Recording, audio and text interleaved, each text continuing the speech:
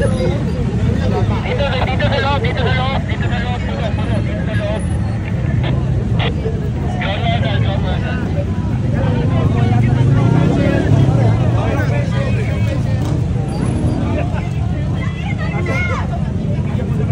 Dito kay si Kuya Kim, naka si Sir JB, si JRC po.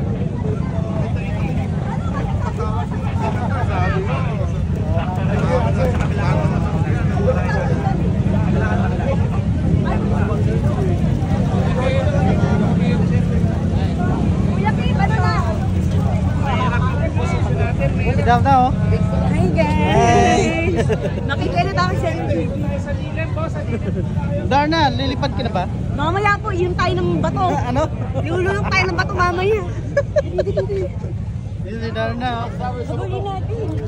Ulin mo. Siyempre, idol. Sige, lumipad ka na. Yes, very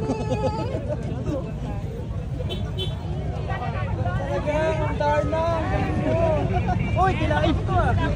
Shoutout sa'yo, idol. Si Darna lumipad. Yan na guys. Sasakin natin doon sa kabilang. Kasi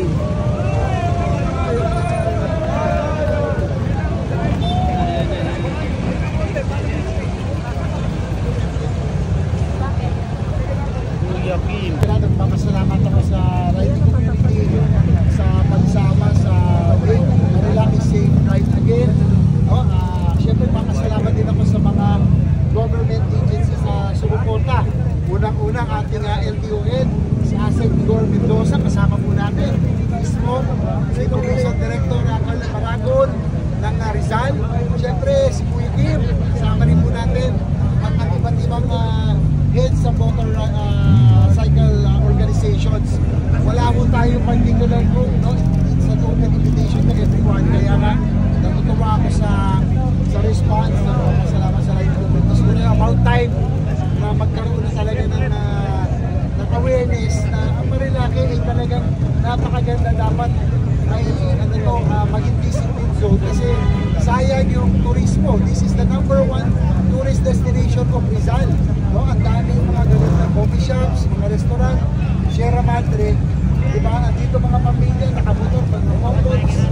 Dapat hindi sila madamay. Kailangan tayong riders, maging responsable tayo. Hindi natin dapat gawing racetrack ang Marilaki at hindi rin dapat gawing stand area ang Marilaki. Kaya medyo matagal na rin hindi nakapunta rito 3 years dahil sa takot ko. Pero ngayon, hopefully, maging with the help of PNP, HPG, LTO, tayong mga riders, maging responsable na tayo to make Marilaki safe again. Kaya maraming salamat sa suporta.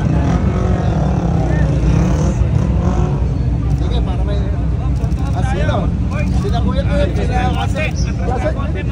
Nandito lang ako to support si Asek po at si General. Gagamitin namin yung momentum na pinakita namin yung patawag entertaining, sabi mo, kahit tayo, hindi naman sa Marilaki, but everywhere else, nationwide. Pero specifically for Marilaki, plano natin dito, lagyan ng camera ng entertaining.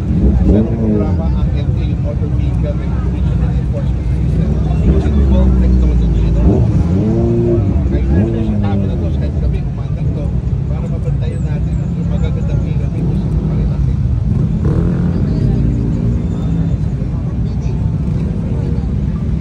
We welcome this collaboration. Napakaganda ng nangyari sa ibang sector.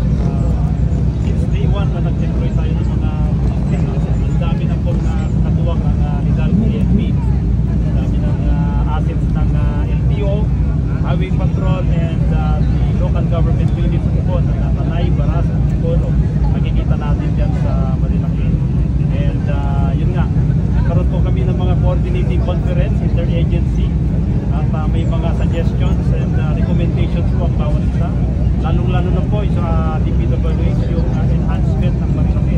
Kung ano ba yung mga idagdag ng mga safety features ng Marilaki. Sa amin naman sa law enforcement, natutuwa kami, wala na pong pasaway. No?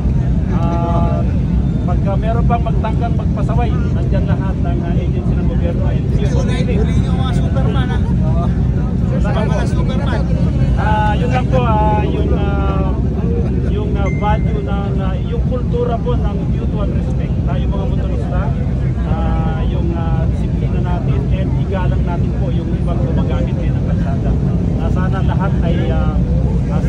sound na makarating sa kanilang patutunguhan at sa pagtuwi nila sa kanilang mga bahay. Mas papakan po tayo, boss. Passing message. Alam niyo ba saan galing ang salitang kamote rider? Ang salitang kamote rider, wala ang salitang kamote rider. At bakit naman sinabi ng kamote rider? Parang Amerikano, pag tayo rumbo, sinasabihan tayo na Kuya Kimbo ito guys.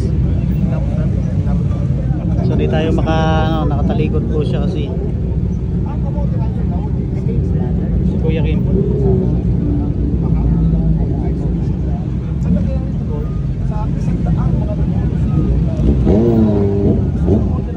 Nakatalikod kasi si Kuya Kim kaya